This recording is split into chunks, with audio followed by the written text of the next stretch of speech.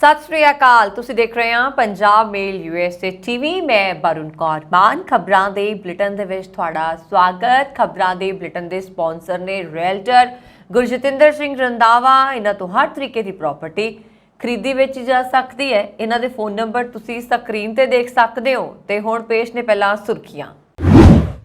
Air India दे कोल pilots की कमी। कई घंटे दिल्ली एयरपोर्ट ते फसे रहे यात्री। जम के होया हंगामा। हैती बन रहा है दूजा अफगानिस्तान। अमरीका ने कानून व्यवस्था नूं लैके दिता वड्डा बयान। अमरीका च दो बसां दी जबरदस्त टक्कर। 80 लोग जख्मी ते 18 की हालत गंभीर। अमरीका जाण दे लई भारतीयां नूं नहीं सगों दुनिया भर दे नागरिकां नूं भी करना पै रहा लंबा इंतजार। Titanic tour company OceanGate ने काम कर दिता बंद। टाइटन पनडुब्बी दे विच 5 लोग गए सन मारे। चीन विच कोरोना दे नाल फिर तबाही। पिछले 3 महीनों का टुटिया मौतां का रिकॉर्ड। ते हुण इन्हां खबरां दा विस्तार। अमरीका कनेडा सने देश विदेश दीआं होर बहुत सारियां खबरां।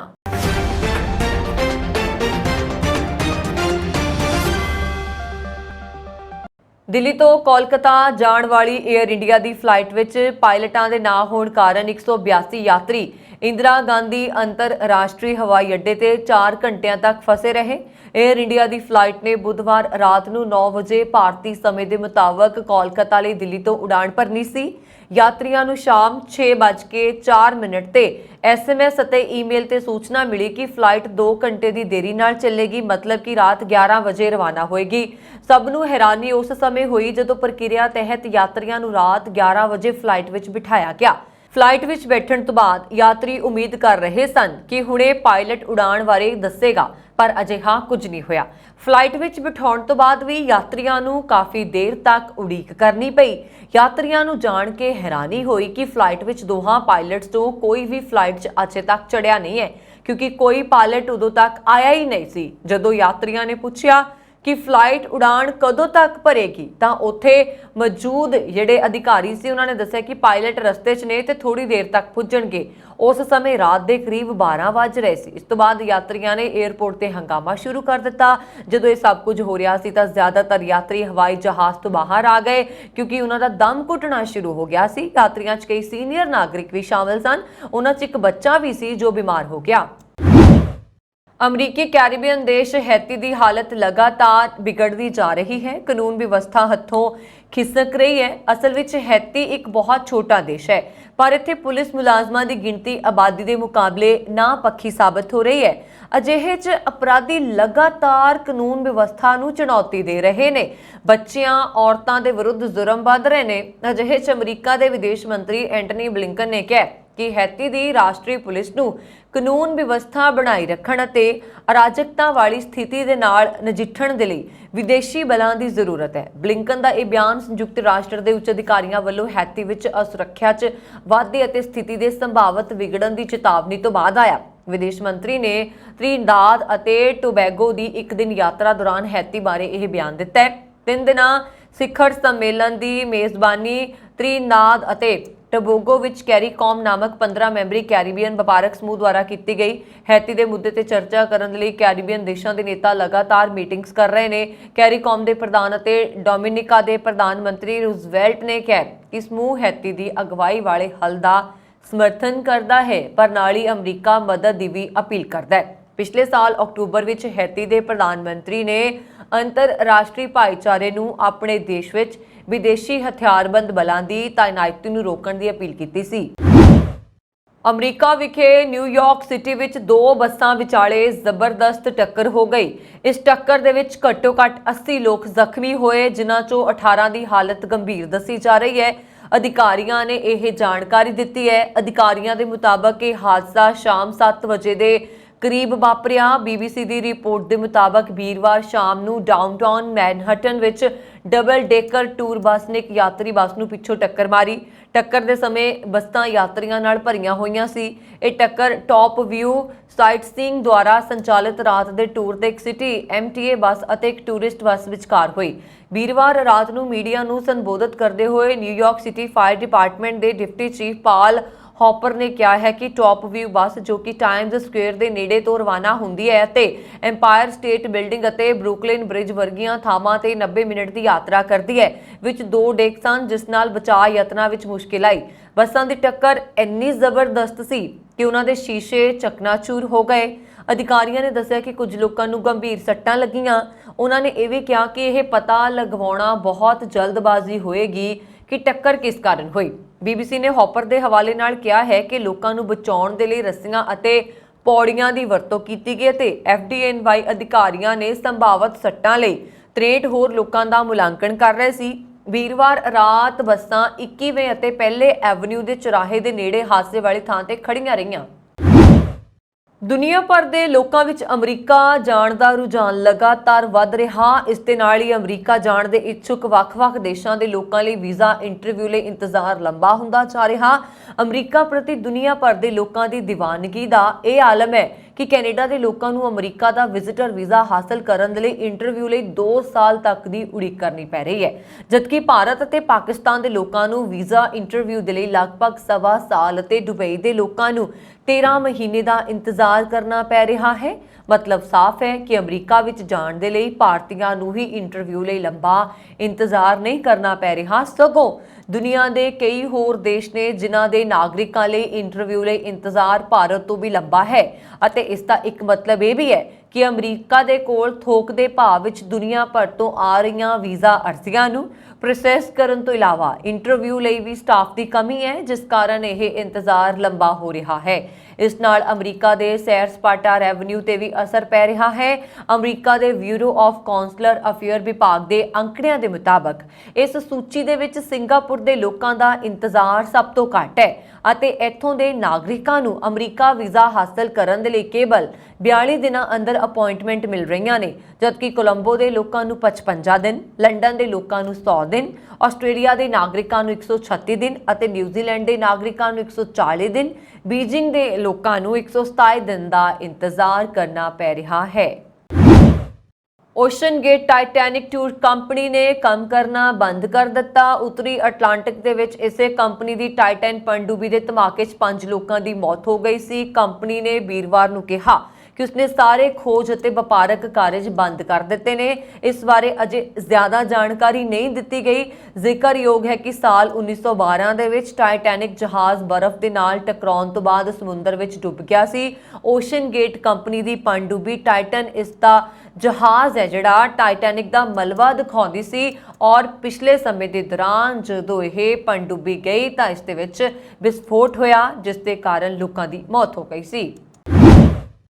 ਹਾਲਾਂਕਿ ਦੁਨੀਆ ਦੇ ਵਿੱਚ ਕਰੋਨਾ ਮਹਾਮਾਰੀ ਦਾ ਪ੍ਰਕੋਪ ਖਤਮ ਹੋਣ ਦੀ ਗੱਲ ਕਹੀ ਜਾ ਰਹੀ ਹੈ, ਪਰ ਇਸ ਦਾ ਖਤਰਾ ਅਜੇ ਵੀ ਕਈ ਦੇਸ਼ਾਂ ਦੇ ਵਿੱਚ ਬਰਕਰਾਰ ਹੈ। ਕਰੋਨਾ ਵਾਇਰਸ ਫੈਲਾਉਣ ਦੇ ਲਈ ਜ਼ਿੰਮੇਵਾਰ ਮੰਨੇ ਜਾਂਦੇ ਚਾਈਨਾ ਦੀ ਗੱਲ ਕੀਤੀ ਜਾਏ ਤਾਂ ਉੱਥੇ ਕੋਵਿਡ-19 ਕਾਰਨ ਹੋਣ ਵਾਲੀਆਂ ਮੌਤਾਂ ਦਾ ਸਿਲਸਿਲਾ ਬੇਰੋਕ ਅਜੇ ਵੀ ਜਾਰੀ ਹੈ। ਹਾਲਾਂਕਿ ਚਾਈਨਾ ਨੇ ਜ਼ਿਆਦਾਤਰ ਰੋਕਥਾਮ ਉਪਾਵਾਂ ਨੂੰ ਹਟਾ ਦਿੱਤਾ ਹੈ। ਇਸ ਤੋਂ ਬਾਅਦ ਜੂਨ ਮਹੀਨੇ 'ਚ ਕਰੋਨਾ ਨਾਲ ਮਰਨ ਵਾਲਿਆਂ ਦੀ ਗਿਣਤੀ ਤੇਜ਼ੀ ਨਾਲ ਵਧੀ ਹੈ।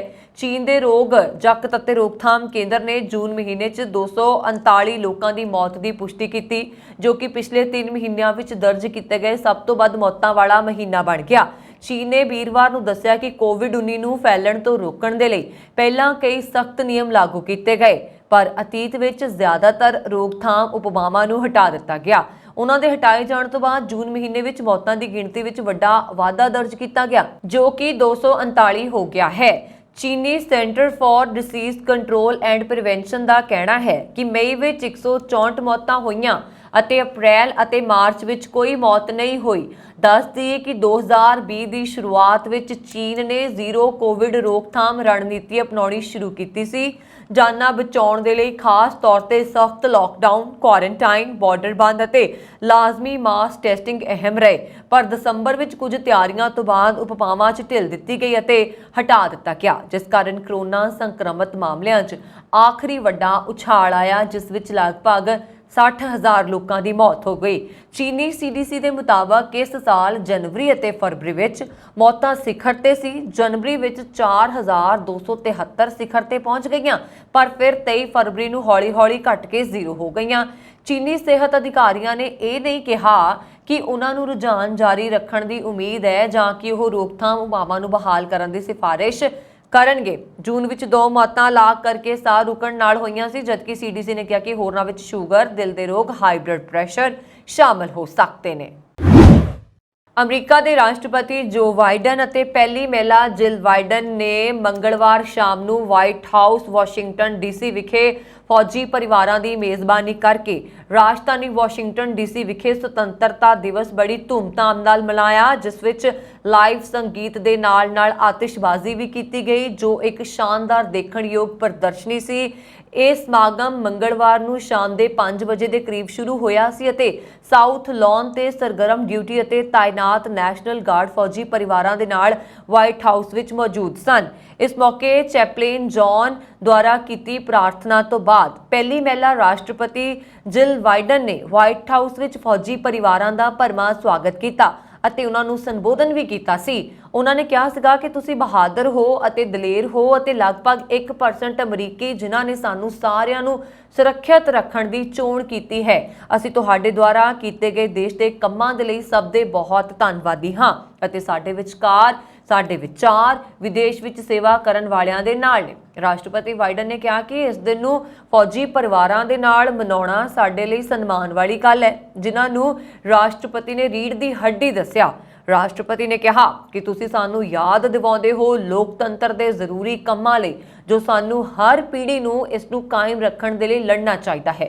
ਸਾਨੂੰ ਹਮੇਸ਼ਾ ਇਸ ਦੀ ਕਦਰ ਕਰਨੀ ਚਾਹੀਦੀ ਹੈ, ਇਸ ਦੀ ਰੱਖਿਆ ਕਰਨੀ ਚਾਹੀਦੀ ਹੈ ਅਤੇ ਇਸ ਨੂੰ ਮਜ਼ਬੂਤ ਕਰਨਾ ਚਾਹੀਦਾ ਹੈ। ਰਾਸ਼ਟਰਪਤੀ ਜੋ ਬਾਈਡਨ ਨੇ ਕਿਹਾ ਕਿ ਸੰਯੁਕਤ ਰਾਜ ਇਤਿਹਾਸ ਵਿੱਚ ਇੱਕ ਅਜਿਹਾ ਦੇਸ਼ ਹੈ ਜਿਸ ਦੀ ਸਥਾਪਨਾ ਇੱਕ ਵਿਚਾਰ ਤੇ ਕੀਤੀ ਗਈ ਸੀ, ਜੋ ਸਾਰੇ ਧਰਮਾਂ ਅਤੇ ਲੋਕਾਂ ਨੂੰ ਬਰਾਬਰ ਮੰਨਦਾ ਹੈ ਅਤੇ ਜਿਨ੍ਹਾਂ ਦਾ ਜੀਵਨ ਆਜ਼ਾਦੀ ਅਤੇ ਆਜ਼ਾਦੀ ਸਮੇਤ ਅਟੁੱਟ ਅਧਿਕਾਰਾਂ ਨਾਲ ਇਸ ਨੂੰ ਨਿਵਾਜਿਆ ਗਿਆ ਹੈ। ਉਹਨਾਂ ਦੇ ਨਾਲ ਰੱਖਿਆ ਸਕੱਤਰ ਲੋਇਡ ਆਸਟਿਨ ਅਤੇ ਉਸ ਦੀ ਪਤਨੀ ਚਾਰਲਿਨ ਆਸਟਿਨ ਵੀ ਸਨ। ਰੂਸ ਅਤੇ ਅਮਰੀਕਾ ਵਿਚਾਲੇ ਟਕਰਾਅ ਖਤਮ ਹੋਣ ਦਾ ਨਾਮ ਨਹੀਂ ਲੈ ਰਿਹਾ। ਅਜਿਹੇ 'ਚ ਰੂਸੀ ਲੜਾਕੂ ਜਹਾਜ਼ਾਂ ਨੇ 24 ਘੰਟਿਆਂ ਦੇ ਅੰਦਰ ਦੂਜੀ ਵਾਰ ਸੀਰੀਆ 'ਚ ਅਮਰੀਕੀ ਡਰੋਨ ਦਾ ਰਸਤਾ ਰੋਕਿਆ। ਅਮਰੀਕੀ ਹਵਾਈ ਸੈਨਾ ਦੇ ਲੈਫਟੀਨੈਂਟ ਜਨਰਲ ਐਲੈਕਸ ਨੇ ਕਿਹਾ ਹੈ ਕਿ ਮਾਸਕੋ ਦੇ ਫੌਜੀ ਜਹਾਜ਼ਾਂ ਨੇ ਵੀਰਵਾਰ ਨੂੰ ਸਥਾਨਕ ਸਮੇਂ ਦੇ ਅਨੁਸਾਰ ਸਵੇਰੇ 9:30 ਵਜੇ ਅਮਰੀਕੀ MQ-9 ਡਰੋਨ ਨਾਲ ਅਸੁਰੱਖਿਅਤ ਅਤੇ ਗੈਰ ਜ਼ਿੰਮੇਵਾਰਾਨਾ ਵਿਵਹਾਰ ਕੀਤਾ। ਉਹਨਾਂ ਨੇ ਕਿਹਾ ਕਿ ਜਹਾਜ਼ਾਂ ਨੇ ਡਰੋਨ ਦੇ ਸਾਹਮਣੇ ਅੱਗ ਦੀਆਂ ਲਪਟਾਂ ਕੱਢੀਆਂ ਅਤੇ ਖਤਰਨਾਕ ਢੰਗ ਦੇ ਨਾਲ ਉੱਡਿਆ, ਜਿਸ ਕਾਰਨ ਸਾਰੇ ਜਹਾਜ਼ਾਂ ਦੀ ਸੁਰੱਖਿਆ ਖਤਰੇ ਵਿੱਚ ਸੀ। ਇਸ ਦੇ ਨਾਲ ਹੀ ਇੱਕ ਦਿਨ ਪਹਿਲਾਂ ਐਲੈਕਸ ਗ੍ਰਿਕ ਵਿੱਚ ਨੇ ਦੱਸਿਆ ਕਿ ਰੂਸੀ ਲੜਾਕੂ ਜਹਾਜ਼ਾਂ ਨੇ ਵੀ US MQ-9 ਦੇ ਸਾਹਮਣੇ ਫਲੇਅਰਾਂ ਦਾਗਿਆ, ਜਦਕਿ ਇੱਕ ਪਾਇਲਟ ਨੇ ਡਰੋਨ ਦੇ ਸਾਹਮਣੇ ਆਪਣੇ ਜਹਾਜ਼ ਦੇ ਆਫਟਰ ਬਰਨਰ ਨੂੰ ਚਾਲੂ ਕਰ ਦਿੱਤਾ। ਪਿਛਲੇ ਦਿਨ ਵੀ ਅਮਰੀਕਾ ਨੇ ਕਿਹਾ ਸੀਗਾ ਕਿ ਰੂਸੀ ਉਹਨਾਂ ਦੇ ਡਰੋਨਾਂ ਨੂੰ ਪਰੇਸ਼ਾਨ ਕਰ ਰਹੇ ਨੇ, ਕਿ ਯਾਨੀ ਕਿ ਰੂਸੀ ਜਹਾਜ਼ ਉਹਨਾਂ ਦੇ ਡਰੋਨਾਂ ਨੂੰ ਪਰੇਸ਼ਾਨ ਕਰ ਰਹੇ ਨੇ। ਇਸ ਸਾਲ ਦੇ ਸ਼ੁਰੂ ਵਿੱਚ ਅਮਰੀਕਾ ਨੇ ਕਿਹਾ ਸੀਗਾ ਕਿ ਇੱਕ ਰੂਸੀ ਲੜਾਕੂ ਜਹਾਜ਼ ਨੇ ਕਾਲੇ ਸਾਗਰ ਉੱਤੇ ਨਿਗਰਾਨੀ ਕਰਨ ਵਾਲੇ ਡਰੋਨ ਦੇ ਪ੍ਰੋਪੈਲਰ ਨਾਲ ਛੇੜਛਾੜ ਕੀਤੀ, ਜਿਸ ਕਾਰਨ ਉਹ ਕ੍ਰੈਸ਼ ਹੋਇਆ। ਕਿਊਬੈਕ ਅਨੁਸਾਰ ਕਿਊਬੈਕ ਵਿੱਚ ਬਿਜਲੀ ਦੀ ਵਰਤੋਂ ਗਰਮੀਆਂ ਦੇ ਸਭ ਤੋਂ ਉੱਚੇ ਪੱਧਰ ਤੇ ਪਹੁੰਚ ਗਈ ਹੈ, ਕਿਉਂਕਿ ਘਰਾਂ ਅਤੇ ਇਮਾਰਤਾਂ ਵਿੱਚ ਗਰਮੀ ਅਤੇ ਨਮੀ ਤੋਂ ਰਾਹਤ ਪਾਉਣ ਦੇ ਲਈ AC ਦੀ ਜ਼ਿਆਦਾ ਵਰਤੋਂ ਕੀਤੀ ਜਾਂਦੀ ਹੈ। ਹਾਈਡਰੋ ਕਿਊਬੈਕ ਦੇ ਬੁਲਾਰੇ ਪੀਅਰ ਨੇ ਕਿਹਾ ਹੈ ਕਿ ਯੂਟਿਲਿਟੀਜ਼ ਪ੍ਰੋਜੈਕਸ਼ਨ ਅਨੁਸਾਰ ਆਉਣ ਵਾਲੇ ਬੁੱਧਵਾਰ ਅਤੇ ਵੀਰਵਾਰ ਨੂੰ ਸ਼ਾਮ 6 ਵਜੇ ਤੱਕ ਸੂਬੇ ਦੀ ਕੁੱਲ ਬਿਜਲੀ ਦੀ ਵਰਤੋਂ 22,000 ਮੈਗਾਵਾਟ ਤੱਕ ਪਹੁੰਚ ਜਾਏਗੀ। ਇਸ ਦਾ ਵੱਡਾ ਕਾਰਨ 에ਅਰ ਕੰਡੀਸ਼ਨਰ, ਪੱਖੇ ਜਾਂ ਹੋਰ ਚੀਜ਼ਾਂ ਦੀ ਜ਼ਿਆਦਾ ਵਰਤੋਂ ਹੈ। ਇੱਕ ਤੁਲਨਾ ਦੇ ਮੁਤਾਬਕ ਕਿਊਬੈਕ ਦੇ ਵਿੱਚ ਪਿਛਲੇ ਸਾਲ 29 ਅਗਸਤ ਨੂੰ ਬਿਜਲੀ ਦੀ ਵਰਤੋਂ ਸਿਖਰ ਤੇ ਪਹੁੰਚ ਗਈ, ਜਦੋਂ ਸੂਬੇ ਨੇ 22,440 ਮੈਗਾਵਾਟ ਬਿਜਲੀ ਦੀ ਵਰਤੋਂ ਕੀਤੀ। ਬੁਇਸਨ ਨੇ ਕਿਹਾ ਕਿ ਸਾਡੇ ਕੋਲ ਲੋਕਾਂ ਦੀ ਸਪਲਾਈ ਲਈ ਲੋੜੀਂਦੀ ਬਿਜਲੀ ਹੈ। ਉਹਨਾਂ ਨੇ ਕਿਹਾ ਕਿ ਇਸ ਸਾਲ 3 ਫਰਵਰੀ ਨੂੰ ਸਾਡੇ ਕੋਲ 42,500 ਮੈਗਾਵਾਟ ਬਿਜਲੀ ਮੌਜੂਦ ਸੀ, ਜੋ ਕਿ ਇੱਕ ਰਿਕਾਰਡ ਹੈ। ਅਰਥ ਸ਼ਾਸਤਰੀਆਂ ਦਾ ਮੰਨਣਾ ਹੈ ਕਿ ਅਗਲੇ ਹਫ਼ਤੇ ਕੈਨੇਡੀਅਨਜ਼ ਨੂੰ ਇੱਕ ਵਾਰੀ ਫਿਰ ਵਿਆਜ ਦਰਾਂ ਵਿੱਚ ਕੀਤੇ ਜਾਣ ਵਾਲੇ ਵਾਧੇ ਦਾ ਸਾਹਮਣਾ ਕਰਨਾ ਪੈ ਸਕਦਾ ਹੈ। ਕਈ ਹੋਮਨਰਜ਼ ਪਹਿਲਾਂ ਵੀ ਵਿੱਤੀ ਤੌਰ ਉੱਤੇ ਖੁਦ ਨੂੰ ਕਮਜ਼ੋਰ ਮਹਿਸੂਸ ਕਰ ਰਹੇ ਨੇ ਤੇ ਅਜਿਹਾ ਹੋਣ ਦੇ ਨਾਲ ਮਾਰਗੇਜ ਦੀ ਅਦਾਇਗੀ ਤੱਕ ਉਹਨਾਂ ਲਈ ਮੁਸ਼ਕਿਲ ਹੋ ਜਾਏਗੀ। ਰਾਇਲ ਬੈਂਕ ਆਫ ਕੈਨੇਡਾ ਦੇ ਅਸਿਸਟੈਂਟ ਚੀਫ ਇਕਨੋਮਿਸਟ ਰਾਬਰਟ ਹੋਗ ਨੇ ਆਖਿਆ ਕਿ 12 ਜੁਲਾਈ ਨੂੰ ਬੈਂਕ ਆਫ ਕੈਨੇਡਾ ਵੱਲੋਂ 25 ਬੇਸਿਸ ਅੰਕਾਂ ਦੇ ਵਾਧੇ ਦਾ ਐਲਾਨ ਕੀਤਾ ਜਾ ਸਕਦਾ ਹੈ। ਮੌਂਟਰੀਅਲ ਦੇ ਵਿੱਚ ਕੋਨਕੋਰਡੀਆ ਯੂਨੀਵਰਸਿਟੀ ਵਿੱਚ ਇਕਨੋਮਿਕਸ ਦੇ ਸੀਨੀਅਰ ਲੈਕਚਰਰ ਮੋਸ਼ੋ ਨੇ ਆਖਿਆ ਕਿ ਇਸ ਤਰ੍ਹਾਂ ਦਾ ਇੱਕ ਹੋਰ ਵਾਧਾ ਵੀ ਕਿਸੇ ਤਰ੍ਹਾਂ ਦੀ ਖਰੀਦਦਾਰੀ ਕਰਨ ਵਾਲਿਆਂ ਲਈ ਸਹੀ ਨਹੀਂ ਹੈ। ਉਹਨਾਂ ਨੇ ਮਿਸਾਲ ਦਿੰਦਿਆਂ ਕਿਹਾ ਕਿ ਹਾਊਸਿੰਗ ਮਾਰਕੀਟ ਤੋਂ ਲੈ ਕੇ ਸਟੂਡੈਂਟ ਲੋਨ ਤੱਕ ਵਰਗੇ ਕਿਸੇ ਵੀ ਨਿੱਜੀ ਕਰਜ਼ੇ ਲਈ ਇਹ ਸਮਾਂ ਠੀਕ ਨਹੀਂ। ਉਹਨਾਂ ਨੇ ਆਖਿਆ ਕਿ ਵਿਆਜ ਦਰਾਂ ਇੰਨੀਆਂ ਵੱਧ ਚੁੱਕੀਆਂ ਨੇ ਕਿ ਗੁਜ਼ਾਰਾ ਕਰਨਾ ਔਖਾ ਹੋ ਗਿਆ। ਇਹਨਾਂ ਵਿਆਜ ਦਰਾਂ ਦੇ ਮੁਕਾਬਲੇ ਸਾਡੀ ਆਮਦਨ ਉਨੀ ਨਹੀਂ ਵੱਧ ਰਹੀ ਜਿੰਨੀ ਆਮਦਨ ਹੈ ਉਹ ਲੈ ਗਏ ਕਰਜ਼ੇ ਦਾ ਵਿਆਜ ਮੋੜਨ ਵਿੱਚ ਹੀ ਖੱਪ ਜਾਂਦੀ ਹੈ। ਜ਼ਿਕਰਯੋਗ ਹੈ ਕਿ 1 ਸਾਲ ਤੋਂ ਵੀ ਘੱਟ ਸਮੇਂ ਵਿੱਚ ਬੈਂਕ ਵੱਲੋਂ 8 ਵਾਰੀ ਆਪਣੀਆਂ ਵਿਆਜ ਦਰਾਂ 'ਚ ਵਾਧਾ ਕੀਤਾ ਜਾ ਚੁੱਕਿਆ ਹੈ। 2023 ਵਿੱਚ ਇਹ ਤੀਜਾ ਵਾਧਾ ਹੋਏਗਾ। ਕਿਊਬੈਕ ਦੇ ਲੈਕ ਮੈਗਨੈਟਿਕ ਦੇ ਲੋਕਾਂ ਨੇ ਰੇਲ ਹਾਦਸੇ ਦੀ 10ਵੀਂ ਵਰ੍ਹੇਗੰਢ ਮੌਕੇ ਹਾਦਸੇ ਵਿੱਚ ਜਾਨ ਗਵਾਉਣ ਵਾਲੇ ਲੋਕਾਂ ਨੂੰ ਯਾਦ ਕੀਤਾ। ਇਸ ਹਾਦਸੇ ਵਿੱਚ ਇੱਕ ਬੇਕਾਬੂ ਟ੍ਰੇਨ ਕਸਬੇ ਵਿੱਚ ਹਾਦਸਾਗ੍ਰਸਤ ਹੋ ਗਈ ਸੀ ਅਤੇ ਉਸ ਵਿੱਚ ਧਮਾਕਾ ਹੋ ਗਿਆ ਸੀ। ਇਸ ਦੌਰਾਨ 47 ਲੋਕ ਮਾਰੇ ਗਏ ਸੀ। ਸੇਂਟ ਏਗਨਜ਼ ਚਰਚ ਦੀ ਘੰਟੀ ਵੱਜਣ ਤੋਂ ਬਾਅਦ ਇਸ ਸਮਾਗਮ ਨੂੰ ਕਿਊਬੈਕ ਦੇ ਪ੍ਰੀਮੀਅਰ ਅਤੇ ਕੈਨੇਡਾ ਦੇ ਪ੍ਰਧਾਨ ਮੰਤਰੀ ਜਸਟਿਨ ਟਰੂਡੋ ਨੇ ਅਟੈਂਡ ਕੀਤਾ ਅਤੇ ਹਾਦਸੇ ਦੇ ਵਿੱਚ ਮਾਰੇ ਗਏ ਲੋਕਾਂ ਨੂੰ ਫੁੱਲ ਭੇਂਟ ਕੀਤੇ। ਇਹ ਸਮਾਗਮ ਉੱਥੋਂ ਦੇ ਸਥਾਨਕ ਸਮੇਂ ਅਨੁਸਾਰ ਦੁਪਹਿਰੇ 1:14 ਤੇ ਸ਼ੁਰੂ ਹੋਇਆ ਅਤੇ ਸਮਾਗਮ ਦੀ ਸ਼ੁਰੂਆਤ ਵਿੱਚ ਸਾਇਲੈਂਟ ਮਾਰਚ ਕੱਢਿਆ ਗਿਆ। ਇਸ ਤਰ੍ਹਾਂ ਲੋਕਾਂ ਨੇ ਸਟਾਰ ਦੇ ਆਕਾਰ ਦੀਆਂ LED ਜਗਾਈਆਂ ਤੇ ਮ੍ਰਿਤਕਾਂ ਨੂੰ ਯਾਦ ਕੀਤਾ। ਵੀਰਵਾਰ ਨੂੰ ਐਗਲਿੰਟਨ ਸਟੇਸ਼ਨ ਨੇੜੇ ਸਬਵੇ ਟ੍ਰੇਨ ਵਿੱਚ ਵਾਪਰੀ ਸ਼ੁਰੇਬਾਜ਼ੀ ਦੀ ਘਟਨਾ ਦੀ ਵੀਡੀਓ ਸਾਹਮਣੇ ਆਈ। ਪੁਲਿਸ ਨੇ ਦੱਸਿਆ ਕਿ ਉਹਨਾਂ ਨੂੰ ਦੁਪਹਿਰ 12:30 ਵਜੇ ਦੇ ਕਰੀਬ ਯਾਨੀ 12:20 ਦੇ ਲਾਗੇ-ਛਾਗੇ ਤੋਂ ਬਾਅਦ ਲਾਈਨ 1 ਸਬਵੇ ਸਟੇਸ਼ਨ ਉੱਤੇ ਸ਼ੁਰੇਬਾਜ਼ੀ ਦੀ ਘਟਨਾ ਸੰਬੰਧੀ ਜਾਣਕਾਰੀ ਦੇਣ ਦੇ ਲਈ ਕਾਲ ਮਿਲੀ। ਜਦੋਂ ਅਧਿਕਾਰੀ ਐਗਲਿੰਟਨ ਸਟੇਸ਼ਨ ਉੱਤੇ ਪਹੁੰਚੇ ਤਾਂ ਉਹਨਾਂ ਨੇ ਇੱਕ ਵਿਅਕਤੀ ਨੂੰ ਜ਼ਖਮੀ ਹਾਲਤ ਵਿੱਚ ਪਾਇਆ। ਉਸ ਨੂੰ ਫੌਰਨ ਟਰਾਮਾ ਸੈਂਟਰ ਲਿਜਾਇਆ ਗਿਆ। ਉਸ ਦੀ ਹਾਲਤ ਨਾਜ਼ੁਕ ਦੱਸੀ ਜਾ ਰਹੀ ਸੀ ਪਰ ਬਾਅਦ ਵਿੱਚ ਉਸ ਦੀ ਹਾਲਤ ਸਥਿਰ ਹੋਣ ਦਾ ਪਤਾ ਲੱਗਿਆ।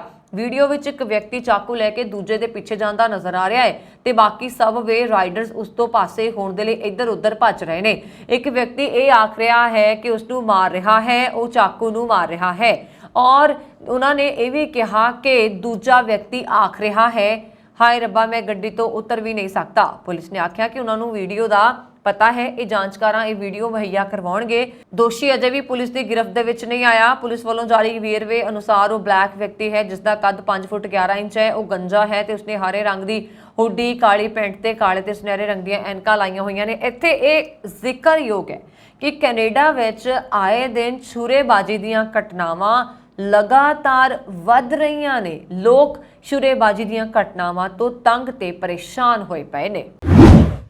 ਬ੍ਰੈਂਪਟਨ ਸੈਂਟਰ ਤੋਂ MP ਸ਼ਫਕਤ ਅਲੀ ਵੱਲੋਂ ਲੋਕਲ ਕਮਿਊਨਿਟੀ ਤੇ ਮੀਡੀਆ ਦੀ ਹਾਜ਼ਰੀ ਵਿੱਚ 2 ਅਜਿਹੇ ਵਿਅਕਤੀਆਂ ਨੂੰ ਸਨਮਾਨਿਤ ਕੀਤਾ ਗਿਆ ਜਿਨ੍ਹਾਂ ਨੇ ਪਾਕਿਸਤਾਨ ਤੋਂ ਟੋਰਾਂਟੋ ਆ ਰਹੀ ਉਡਾਣ ਦੌਰਾਨ ਇੱਕ ਕੈਨੇਡੀਅਨ ਦੀ ਜਾਨ ਬਚਾਈ। ਡਾਕਟਰ ਮੀਆਂ ਮੁਹੰਮਦ ਅਲੀ ਅਕਰਮ ਤੇ ਬਿਲਾਲ ਕੌਸ਼ਰ ਨੂੰ ਇਸ ਵਿਅਕਤੀ ਦੀ ਜਾਨ ਬਚਾਉਣ ਦੇ ਲਈ ਉਚੇਚੇ ਤੌਰ ਉੱਤੇ ਸਨਮਾਨਿਤ ਕੀਤਾ ਗਿਆ। ਇਸ ਸਾਲ ਦੇ ਸ਼ੁਰੂ ਵਿੱਚ ਇਸਲਾਮਾਬਾਦ ਪਾਕਿਸਤਾਨ ਤੋਂ ਟੋਰਾਂਟੋ ਆ ਰਹੀ ਉਡਾਣ ਵਿੱਚ ਜਹਾਜ਼ ਦੇ ਟੇਕ ਆਫ ਕਰਨ ਤੋਂ ਕੁਝ ਘੰਟੇ ਬਾਅਦ ਹੀ ਇੱਕ ਵਿਅਕਤੀ ਨੂੰ ਦਿਲ ਦਾ ਦੌਰਾ ਪੈ ਗਿਆ। ਇਹ ਅੰਦਾਜ਼ਨ 13 ਘੰਟੇ ਲੰਬੀ ਉਡਾਣ ਸੀ। ਜਹਾਜ਼ ਦੇ ਸਟਾਫ ਵੱਲੋਂ ਉਸ ਵਿਅਕਤੀ ਦੀ ਹਰ ਸੰਭਵ ਮਦਦ ਕਰਨ ਦੀ ਕੋਸ਼ਿਸ਼ ਕੀਤੀ ਗਈ ਪਰ ਉਹ ਬੇਸੁੱਧ ਹੋ ਗਿਆ। ਇਸ ਮਗਰੋਂ ਸਟਾਫ ਨੇ ਜਹਾਜ਼ ਵਿੱਚ ਸਵਾਰ ਪੈਸੇਂਜਰਸ ਤੋਂ ਮਦਦ ਮੰਗੀ। ਜਿਵੇਂ ਮਦਦ ਦੇ ਲਈ ਐਲਾਨ ਕੀਤਾ ਗਿਆ ਉਦੋਂ ਹੀ ਡਾਕਟਰ ਅਕਰਮ ਤੇ ਕੌਸ਼ਰ ਮਦਦ ਦੇ ਲਈ ਸਾਹਮਣੇ ਆਏ ਤੇ ਉਹਨਾਂ ਨੇ ਜੱਦੋ-ਜਹਿਦ ਕਰਕੇ ਮੁੱਢਲੀ ਸਹਾਇਤਾ ਨਾਲ ਉਸ ਵਿਅਕਤੀ ਦੀ ਜਾਨ ਬਚਾਈ। ਡਾਕਟਰ ਅਕਰਮ ਤੇ ਕੌਸ਼ਰ ਨੇ ਜਹਾਜ਼ ਵਿੱਚ ਮੌਜੂਦ ਥੋੜੇ ਬਹੁਤੇ ਮੈਡੀਕਲ ਇਕਵਿਪਮੈਂਟਸ ਦੇ ਨਾਲ ਹੀ ਵਿਅਕਤੀ ਨੂੰ ਬਚਾਉਣ ਦੇ ਲਈ ਟੀਮ ਵਰਕ ਕੀਤਾ। ਜਹਾਜ਼ ਉੱਤੇ ਮੌਜੂਦ AED ਯਾਨੀ ਕਿ ਆਟੋਮੇਟਿਡ ਐਕਸਟਰਨਲ ਡੈਫੀਬ੍ਰਿਲੇਟਰ ਨੂੰ ਚਾਰਜ ਉੱਤੇ ਲਾਉਣ ਤੋਂ ਬਾਅਦ ਉਹਨਾਂ ਨੂੰ ਸ਼ਖਸ ਦੀ ਦਿਲ ਦਾ ਧੜਕਣ ਉੱਤੇ ਨਜ਼ਰ ਰੱਖਣ ਦੇ ਲਈ ਇੱਕ ਹੋਰ ਵਿਅਕਤੀ ਦੀ ਸਮਾਰਟ ਵਾਚ ਦਾ ਸਹਾਰਾ ਵੀ ਲਿਆ। ਡਾਕਟਰ ਅਕਰਮ ਦੇ ਕੋਲ ਉਹਨਾਂ ਦੇ ਕੁਝ ਇਕਵਿਪਮੈਂਟ ਵੀ ਸਨ ਜਿਨ੍ਹਾਂ ਦੀ ਮਦਦ ਦੇ ਨਾਲ ਉਸ ਵਿਅਕਤੀ ਦੀ ਈਕੋ ਕੀਤੀ ਗਈ। ਈਕੋ ਜਿਹਾ ਟੈਸਟ ਹੈ ਜਿਹੜਾ ਕਿਸੇ ਵਿਅਕਤੀ ਦੇ ਦਿਲ ਦੀ ਤਸਵੀਰ ਬਣਾਉਣ ਦੇ ਲਈ ਹਾਈ ਫ੍ਰੀਕੁਐਂਸੀ ਸਾਊਂਡ ਵੇਵਸ ਦੀ ਮਦਦ ਲੈਂਦਾ ਹੈ। ਇਹਨਾਂ ਦੋਵਾਂ ਵਿਅਕਤੀਆਂ ਦੀ ਮਦਦ ਦੇ ਨਾਲ ਉਸ ਸ਼ਖਸ ਨੂੰ ਹੋਸ਼ ਵਿੱਚ ਲਿਆਂਦਿਆ ਗਿਆ। ਇਹਨਾਂ ਵੱਲੋਂ ਟੋਰਾਂਟੋ ਪੀਅਰਸਨ 에ਅਰਪੋਰਟ ਉੱਤੇ ਫਲਾਈਟ ਲੈਂਡ ਕਰਨ ਤੱਕ ਉਸ ਦੀ ਹਾਲਤ ਉੱਤੇ ਨਜ਼ਰ ਰੱਖੀ ਗਈ। ਜਹਾਜ਼ ਲੈਂਡ ਕਰਨ ਤੋਂ ਬਾਅਦ ਉਸ ਨੂੰ ਨੇੜਲੇ ਮੈਡੀਕਲ ਸੈਂਟਰ ਪਹੁੰਚਾਇਆ ਗਿਆ ਜਿਸ ਤੇ ਉਸ ਦੀ ਹਾਲਤ ਹੁਣ ਸਥਿਰ ਹੈ। ਅਮਰੀਕਾ ਵਿੱਚ ਰਾਸ਼ਟਰਪਤੀ ਜੋ ਬਾਈਡਨ ਇੱਕ ਸਲਾਹਕਾਰ ਕਮਿਸ਼ਨ ਨੇ 1992 ਤੋਂ ਬਾਅਦ ਨਾ ਵਰਤੇ ਗਏ ਪਰਿਵਾਰਾਂ ਤੇ ਰੋਜ਼ਗਾਰ ਸ਼੍ਰੇਣੀਆਂ ਵਿੱਚ 2,30,000 ਤੋਂ ਵੱਧ ਗ੍ਰੀਨ ਕਾਰਡਾਂ ਨੂੰ ਵਾਪਸ ਲੈਣ ਦੀ ਸਿਫਾਰਿਸ਼ ਨੂੰ ਮਨਜ਼ੂਰੀ ਦੇ ਦਿੱਤੀ ਹੈ, ਜਿਸ ਨਾਲ ਹਜ਼ਾਰਾਂ ਭਾਰਤੀ ਅਮਰੀਕੀਆਂ ਨੂੰ ਲਾਭ ਹੋਏਗਾ ਜੋ ਗ੍ਰੀਨ ਕਾਰਡਾਂ ਦੀ ਉਡੀਕ ਕਰ ਰਹੇ ਨੇ। ਕਮਿਸ਼ਨ ਦੇ ਸਾਹਮਣੇ ਆਪਣੀਆਂ ਸਿਫਾਰਿਸ਼ਾਂ ਦੇ ਵਿੱਚ ਦੱਸਿਆ ਗਿਆ 1992 ਤੋਂ 2022 ਤੱਕ ਵਰਤੋਂ ਨਾ ਕੀਤੇ ਗਏ 2,30,000 ਤੋਂ ਵੱਧ ਰੋਜ਼ਗਾਰ ਆਧਾਰਿਤ ਗ੍ਰੀਨ ਕਾਰਡ ਵਾਪਸ ਲਏ ਜਾਣਗੇ ਤੇ ਇਹਨਾਂ ਵਿੱਚੋਂ ਕੁਝ ਕਾਰਡਾਂ ਨੂੰ ਜਾਰੀ ਕਰਨ ਦੀ ਪ੍ਰਕਿਰਿਆ ਸ਼ੁਰੂ ਕੀਤੀ ਜਾਏਗੀ। ਇਹ ਕਾਰਡ ਇਸ ਸ਼੍ਰੇਣੀ ਦੇ ਨਿਰਧਾਰਤ 1,40,000 ਕਾਰਡਾਂ ਦੀ ਸਾਲਾਨਾ ਸੀਮਾ ਤੋਂ ਵੱਖਰੇ ਹੋਣਗੇ।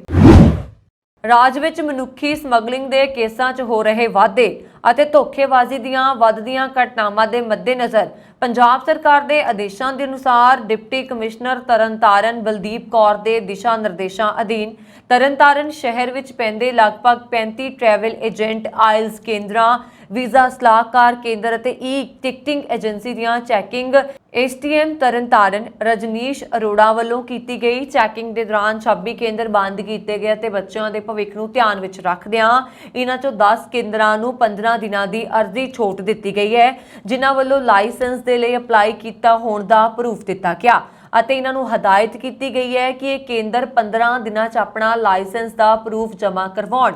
ਉਹਨਾਂ ਨੇ ਦੱਸਿਆ ਕਿ ਬਾਕੀ ਕੇਂਦਰਾਂ ਨੂੰ ਵੀ ਆਪਣੇ ਲਾਇਸੈਂਸ ਅਪਲਾਈ ਕਰਨ ਦਾ ਸਬੂਤ ਲੈ ਕੇ ਆਉਣ ਦੀ ਹਦਾਇਤ ਦਿੱਤੀ ਗਈ ਹੈ ਅਤੇ ਅਜਿਹਾ ਨਾ ਕਰਨ ਵਾਲੇ ਸਮੂਹ ਕੇਂਦਰਾਂ ਤੇ ਸਖਤ ਕਾਨੂੰਨੀ ਕਾਰਵਾਈ ਅਮਲ 'ਚ ਲਿਆਂਦੀ ਜਾਏਗੀ। ਜ਼ਿਲ੍ਹਾ ਦੇ ਅੰਦਰ ਮੌਜੂਦਾ ਸਮੂਹ travel agent, ticketing agent, consultancy, IELTS institute, general sales agent ਦੇ ਲਾਇਸੈਂਸ ਧਾਰਕਾਂ ਨੂੰ ਹਦਾਇਤ ਕੀਤੀ ਹੈ ਕਿ ਉਹਨਾਂ ਵੱਲੋਂ ਆਪਣੇ ਕੰਮ ਵਾਲੇ ਸਥਾਨ ਤੇ ਲੱਗੇ ਫਰਮ ਦੇ ਬੋਰਡਾਂ, ਇਸ਼ਤਿਹਾਰ ਬੋਰਡ ਸਮੇਤ ਸੋਸ਼ਲ ਮੀਡੀਆ ਤੇ ਕੀਤੇ ਜਾਂਦੇ ਪ੍ਰਚਾਰ ਸਮੇਂ ਅਧਿਕਾਰਤ ਲਾਇਸੈਂਸ ਨੰਬਰ ਦਰਜ ਕਰਵਾਉਣ ਨੂੰ ਯਕੀਨੀ ਬਣਾਉਣ ਅਤੇ Punjab travel professionals regulation rules 2013 ਅਤੇ ਹੋਰ ਐਕਟਾਂ ਅਧੀਨ ਦਰਜ ਹਦਾਇਤਾਂ ਦੀ ਇਨ-ਬਿਨ ਪਾਲਣਾ ਨੂੰ ਯਕੀਨੀ ਬਣਾਇਆ ਜਾਏ।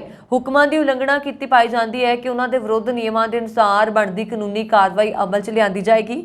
Punjab travel professionals regulation rules 2013 ਤੇ ਹੋਰ ਐਕਟਾਂ ਅਧੀਨ ਜਿਸ ਕਿਸੇ ਵੀ ਫਰਮ ਨੂੰ ਜ਼ਿਲ੍ਹੇ 'ਚ ਉਪਰੋਕਤ ਲਾਇਸੈਂਸ ਜਾਰੀ ਕੀਤੇ ਜਾਂਦੇ ਨੇ, ਉਹਨਾਂ ਵੱਲੋਂ ਆਪਣਾ ਲਾਇਸੈਂਸ ਨੰਬਰ ਜਿਹੜਾ ਹੈ ਕੰਮ ਵਾਲੇ ਸਥਾਨ ਤੇ ਲੱਗੇ ਬੋਰਡਾਂ ਜਾਂ ਇਸ਼ਤਿਹਾਰ ਬੋਰਡਾਂ ਜਾਂ ਸੋਸ਼ਲ ਮੀਡੀਆ ਤੋਂ ਕੀਤੇ ਜਾਂਦੇ ਪ੍ਰਚਾਰ ਸਮੇਂ ਦਰਸਾਇਆ ਨਹੀਂ ਜਾਂਦਾ, ਜਿਸ ਕਾਰਨ ਇਹ ਸਪਸ਼ਟ ਨਹੀਂ ਹੁੰਦਾ ਕਿ ਉਹ ਅਧਿਕਾਰਤ ਤੌਰ ਤੇ ਲਾਇਸੈਂਸ ਧਾਰਕ ਨੇ। ਦੂਜੇ ਪਾਸੇ ਪੰਜਾਬ ਅੰਦਰ ਜਲੰਧਰ ਦੇ ਇੱਕ ਇਮੀਗ੍ਰੇਸ਼ਨ ਸੈਂਟਰ ਵੱਲੋਂ ਵਿਦੇਸ਼ ਭੇਜੇ ਸੈਂਕੜੇ ਵਿਦਿਆਰਥੀਆਂ ਨਾਲ ਕੀਤੀ ਧੋਖਾਧੜੀ ਨੂੰ ਸਖਤ ਲਹਿਜ਼ੇ ਨਾਲ ਲੈਂਦਿਆਂ ਪੰਜਾਬ ਸਰਕਾਰ ਵੱਲੋਂ ਪੂਰੇ ਸੂਬੇ ਦੇ ਅੰਦਰ ਗੈਰ ਕਾਨੂੰਨੀ ਢੰਗ ਦੇ ਨਾਲ ਚੱਲ ਰਹੇ ਆਇਲਸ ਅਤੇ ਇਮੀਗ੍ਰੇਸ਼ਨ ਸੈਂਟਰਾਂ ਦੀ ਜਾਂਚ ਪੜਤਾਲ ਦੇ ਦਿੱਤੇ ਸਖਤ ਹੁਕਮਾਂ ਤਹਿਤ ਜ਼ਿਲ੍ਹਾ ਡਿਪਟੀ ਕਮਿਸ਼ਨਰ ਮੋਗਾ ਵੱਲੋਂ ਨਿਹਾਲ ਸਿੰਘ ਵਾਲਾ ਦੇ ਐਸਟੀਐਮ ਦੀ ਅਗਵਾਈ ਹੇਠ ਬਣਾਈ ਪ੍ਰਸ਼ਾਸਨ ਦੀ ਟੀਮ ਵੱਲੋਂ ਮੰਡੀ ਨਿਹਾਲ ਸਿੰਘ ਅੰਦਰ ਖੁੱਲੇ ਆਇਲਸ ਅਤੇ ਇਮੀਗ੍ਰੇਸ਼ਨ ਸੈਂਟਰਾਂ ਦੀ ਛਾਪੇਮਾਰੀ ਕੀਤੀ ਗਈ। ਇਸ ਦੌਰਾਨ ਅਨੇਕਾਂ ਸੈਂਟਰ ਚਾਲਕ ਵਿਦਿਆਰਥੀਆਂ ਨੂੰ ਧੱਕੇ ਨਾਲ ਬਾਹਰ ਕੱਢ ਕੇ ਸੈਂਟਰਾਂ ਨੂੰ ਜਿੰਦਰੇ ਲਗਾ ਕੇ ਫਰਾਰ ਹੋ ਗਏ। ਇਸ ਮੌਕੇ ਨਿਹਾਲ ਸਿੰਘ ਵਾਲਾ ਬਾਗਾ ਪੁਰਾਣਾ ਰੋਡ ਤੇ ਵੱਖ-ਵੱਖ ਸ਼ਹਿਰਾਂ ਦੀਆਂ ਗਲੀਆਂ ਅੰਦਰ ਚੱਲ ਰਹੇ ਆਇਲਸ ਅਤੇ ਇਮੀਗ੍ਰੇਸ਼ਨ ਸੈਂਟਰਾਂ ਦੀ ਛਾਪੇਮਾਰੀ ਕਰਦਿਆਂ ਕਾਗਜ਼ ਪੱਤਰਾਂ ਦੀ ਪੜਤਾਲ ਕੀਤੀ ਗਈ। ਜ਼ਿਕਰਯੋਗ ਹੈ ਕਿ ਜਿਉਂ ਆਇਲਸ ਅਤੇ ਇਮੀਗ੍ਰੇਸ਼ਨ ਸੈਂਟਰਾਂ ਦੇ ਪ੍ਰਬੰਧਕਾਂ ਨੂੰ ਪ੍ਰਸ਼ਾਸਨ ਵੱਲੋਂ ਕੀਤੀ ਜਾ ਰਹੀ ਚੈਕਿੰਗ ਦੀ ਭਿਣਕ ਮਿਲੀ ਤਾਂ ਕੁਝ ਗਿਣਤੀ ਦੇ ਆਇਲਸ ਸੈਂਟਰਾਂ ਦੇ ਪ੍ਰਬੰਧਕਾਂ ਨੂੰ ਛੱਡ ਕੇ ਵੱਡੀ ਪੱਧਰ ਦੇ ਆਇਲਸ ਸੈਂਟਰਾਂ 'ਚ ਪੜ ਰਹੇ ਬੱਚਿਆਂ ਨੂੰ ਸੈਂਟਰਾਂ ਵੱਲੋਂ ਚੋਰ ਮੋਰੀਆਂ ਰਾਹੀਂ ਬਾਹਰ ਕੱਢਿਆ ਜਾ ਰਿਹਾ ਸੀ ਅਤੇ ਸੈਂਟਰਸ ਨੂੰ ਤਾਲੇ ਲਗਾ ਕੇ ਆਪ ਫਰਾਰ ਹੋ ਰਹੇ ਸਨ। ਪ੍ਰਸ਼ਾਸਨ ਵੱਲੋਂ ਸੈਂਟਰ ਅੰਦਰ ਪੜ੍ਹਾਈ ਕਰ ਰਹੇ ਬੱਚਿਆਂ ਨੂੰ ਛੁੱਟੀ ਕਰਵਾ ਕੇ ਤੁਰੰਤ ਸੈਂਟਰ ਬੰਦ ਕਰਨ ਦੇ ਆਦੇਸ਼ ਦਿੱਤੇ ਗਏ। ਬਹੁਤ ਸਾਰੇ ਆਇਲਸ ਸੈਂਟਰਾਂ ਦੇ ਡਿਪਟੀ ਕਮਿਸ਼ਨਰ ਦੀਆਂ ਹਦਾਇਤਾਂ ਅਨੁਸਾਰ ਬਣਦੇ ਕਾਗਜ਼ ਪੱਤਰ ਪੂਰੇ ਨਾ ਪਾਏ ਜਾਣ ਤੇ ਉਹਨਾਂ ਨੂੰ ਜਲਦੀ ਪੂਰਾ ਕਰਨ ਦੀ ਅਪੀਲ ਵੀ ਕੀਤੀ ਗਈ ਅਤੇ ਜੇਕਰ ਫਿਰ ਵੀ ਉਕਤ ਸੈਂਟਰ ਸਰਕਾਰ ਦੀਆਂ ਹਦਾਇਤਾਂ ਤੇ ਪੂਰੇ ਨਾ ਉਤਰੇ ਤਾਂ ਤੁਰੰਤ ਬਣਦੀ ਕਾਰਵਾਈ ਕਰਨ ਦੀ ਚੇਤਾਵਨੀ ਦਿੱਤੀ ਗਈ। ਸੈਂਕੜੇ ਸੈਂਟਰ ਬਗੈਰ ਮਨਜ਼ੂਰੀ ਦੇ ਗੈਰ ਕਾਨੂੰਨੀ ਢੰਗ ਦੇ ਨਾਲ ਚੱਲਦੇ ਨੇ। ਇੱਥੇ ਹੀ ਨਹੀਂ, ਕੁਝ ਮਨਜ਼ੂਰਸ਼ੁਦਾ ਸੈਂਟਰਾਂ ਦੇ ਵਿੱਚ ਵੀ ਸਰਕਾਰਾਂ ਦੀਆਂ ਹਦਾਇਤਾਂ ਦੀ ਪਾਲਣਾ ਨਹੀਂ ਕੀਤੀ ਜਾ ਰਹੀ। ਇਸ ਸੰਬੰਧੀ ਵੱਖ-ਵੱਖ ਜਨਤਕ ਜਥੇਬੰਦੀਆਂ ਅਤੇ ਪਤਵੰਤਿਆਂ ਦਾ ਕਹਿਣਾ ਸੀਗਾ ਕਿ ਪੁਲਿਸ ਪ੍ਰਸ਼ਾਸਨ ਸਖਤ ਕਾਨੂੰਨੀ ਕਾਰਵਾਈ ਕਰਨ ਦੀ ਬਜਾਏ ਕੇਵਲ ਗੋਂਗਲੂਆਂ ਤੋਂ ਮਿੱਟੀ ਝਾੜਨ ਦਾ ਕੰਮ ਕਰ ਰਿਹਾ। क्योंकि गैर कानूनी ढंग ਦੇ ਨਾਲ ਚੱਲਦੇ ਕਿਸੇ ਸੈਂਟਰ ਖਿਲਾਫ ਕੋਈ ਕਾਰਵਾਈ ਅਮਲ 'ਚ ਨਹੀਂ ਲਿਆਂਦੀ ਗਈ। ਧੜਾਧੜ ਖੁੱਲੇ ਹੋਏ ਆਇਲਸ ਅਤੇ ਇਮੀਗ੍ਰੇਸ਼ਨ ਸੈਂਟਰਾਂ ਦੇ ਮਾਮਲੇ ਨੂੰ ਲੈ ਕੇ ਪੰਜਾਬ ਸਰਕਾਰ ਪੂਰੀ ਤਰ੍ਹਾਂ ਸਖਤ ਹੈ। ਇਸ ਲਈ ਸੂਬਾ ਸਰਕਾਰ ਦੀਆਂ ਹਦਾਇਤਾਂ ਤੇ ਇਹ ਚੈਕਿੰਗ ਨਿਰੰਤਰ ਜਾਰੀ ਰੱਖੀ ਜਾਏਗੀ ਤਾਂ ਜੋ ਆਉਣ ਵਾਲੇ ਸਮੇਂ ਅੰਦਰ ਬੱਚਿਆਂ ਦੇ ਭਵਿੱਖ ਦੇ ਨਾਲ ਖਿਲਵਾੜ ਨਾ ਹੋ ਸਕੇ। ਦੁਨੀਆ ਦੇ ਸਭ ਤੋਂ ਵੱਧ ਸ਼ਕਤੀਸ਼ਾਲੀ ਗਿਣੇ ਜਾਂਦੇ ਅਮਰੀਕਾ, ਜਿਸ ਨੂੰ ਗ੍ਰੇਟ ਬ੍ਰਿਟੇਨ ਤੋਂ 1776 ਵਿੱਚ 4 ਜੁਲਾਈ ਨੂੰ ਆਜ਼ਾਦੀ ਮਿਲੀ ਸੀ ਦਾ ਆਜ਼ਾਦੀ ਦਿਹਾੜਾ ਪੂਰੇ ਦੇਸ਼ ਵਿੱਚ ਉਤਸ਼ਾਹ ਦੇ ਨਾਲ ਪਿਛਲੇ ਦਿਨੀ ਮਨਾਇਆ ਗਿਆ। ਅਮਰੀਕਾ ਦੇ ਵੱਖੋ ਵੱਖਰੇ ਹਿੱਸਿਆਂ 'ਚ ਸਰਕਾਰੀ ਗੈਰ ਸਰਕਾਰੀ ਸਮਾਗਮ ਹੋਏ, ਪਰੇਡਾਂ ਕੱਢੀਆਂ ਗਈਆਂ, ਰਸ਼ਨਾਈਆਂ ਕੀਤੀਆਂ ਗਈਆਂ। ਓਹਾਈਓ ਦੇ ਸ਼ਹਿਰ ਗ੍ਰੇਟਰ ਡੈਟਨ ਵਿੱਚ ਇੱਕ ਵਿਸ਼ਾਲ ਪੱਧਰ ਤੇ ਆਜ਼ਾਦੀ ਦਿਹਾੜਾ ਮਨਾਇਆ ਗਿਆ, ਜਿਸ ਵਿੱਚ ਸਾਰੇ ਵਰਗਾਂ, ਧਰਮਾਂ, ਰੰਗ, ਨਸਲ ਦੇ ਲੋਕਾਂ ਨੇ ਹਿੱਸਾ ਲਿਆ ਤੇ ਜਸ਼ਨ ਮਨਾਏ। ਸਿੱਖ ਭਾਈਚਾਰੇ ਦੇ ਲੋਕਾਂ ਨੇ ਵੱਧ ਚੜ੍ਹ ਕੇ ਹਿੱਸਾ ਲਿਆ, ਜਿਸ ਵਿੱਚ ਵੱਡੀ ਗਿਣਤੀ 'ਚ ਪੰਜਾਬੀ ਕਾਰੋਬਾਰੀ, ਵਪਾਰੀ, ਪ੍ਰੋਫੈਸ਼ਨਲਜ਼ ਅਤੇ ਪੰਜਾਬੀ ਭਾਰਤੀ ਅਮਰੀਕਨਾਂ ਨੇ ਅਮਰੀਕੀ ਝੰਡੇ, ਬੈਨਰ, ਪੋਸਟਰ ਚੁੱਕੇ ਹੋਏ ਸੀ ਅਤੇ ਪਰਿਵਾਰਾਂ ਸਮੇਤ ਪਰੇਡ ਵਿੱਚ ਹਿੱਸਾ ਲੈ ਰਹੇ ਸਨ। ਸਿੱਖ ਭਾਈਚਾਰਾ ਪਿਛਲੇ 6 ਸਾਲਾਂ ਤੋਂ ਸਿੱਖ ਸੁਸਾਇਟੀ ਆਫ ਡੈਟਨ ਦੇ ਬੈਨਰ ਹੇਠ ਭਾਗ ਲੈ ਰਿਹਾ ਹੈ। ਇਸ ਪਰੇਡ ਦੀ ਸ਼ੁਰੂਆਤ ਵੀਵਰ ਕ੍ਰੀਕ ਪੁਲਿਸ ਅਤੇ ਸਮੁੰਦਰੀ ਫੌਜ ਵੱਲੋਂ ਕੀਤੀ ਗਈ। ਇਸ ਵੱਡੇ ਮਾਰਚ ਦਾ ਲੋਕ ਹੈਪੀ 4th ਜੁਲਾਈ, ਹੈਪੀ ਇੰਡੀਪੈਂਡੈਂਸ ਡੇ ਕਹਿ ਕੇ ਸਵਾਗਤ ਕਰ ਰਹੇ ਸਨ। ਇਸ ਪਰੇਡ ਵਿੱਚ ਸਿੱਖ ਆਪਣੀ ਨਿਵੇਕਲੀ ਪਛਾਣ ਕਾਰਨ ਵਿਸ਼ੇਸ਼ ਖਿੱਚ ਦਾ ਕੇਂਦਰ ਸਨ। ਸਿੱਖ ਭਾਈਚਾਰੇ ਦੇ ਲੋਕਾਂ ਨੇ ਠੰਡੇ ਪਾਣੀ ਦੀਆਂ ਬੋਤਲਾਂ ਨਾਲ ਲੋਕਾਂ ਦੀ ਸੇਵਾ ਕੀਤੀ। ਉਹਨਾਂ ਨੇ ਕਿਹਾ ਕਿ ਪਰੇਡ ਵਿੱਚ ਮੇਲੇ ਵਰਗਾ ਮਾਹੌਲ ਸੀ ਅਤੇ ਸਮਾਜ ਸੇਵੀ ਧਾਰਮਿਕ ਸੰਸਥਾ ਨੇ ਇਸ ਪਰੇਡ ਵਿੱਚ ਸ਼ਾਮਲ ਹੋ ਕੇ ਆਜ਼ਾਦੀ ਜਸ਼ਨ ਮਨਾਉਣ ਦੇ ਲਈ ਹਿੱਸੇ ਪਾਏ ਨੇ। ਇਸ ਸਨ ਹੁਣ ਤੱਕ ਦੀਆਂ ਖਬਰਾਂ। ਮੈਨੂੰ ਵਰੁਣ ਕੌਰ ਮਾਨ ਨੂੰ ਦਿਵਾ ਗਿਆ। ਹੋਰ ਖਬਰਾਂ ਦੇ ਲਈ ਸਾਡਾ YouTube ਚੈਨਲ ਪੰਜਾਬ ਮੇਲ USA TV ਜ਼ਰੂਰ ਸਬਸਕ੍ਰਾਈਬ ਕਰੋ ਜੀ। ਸ਼ੁਕਰੀਆ। ਸਤਿ ਸ਼੍ਰੀ ਅਕਾਲ।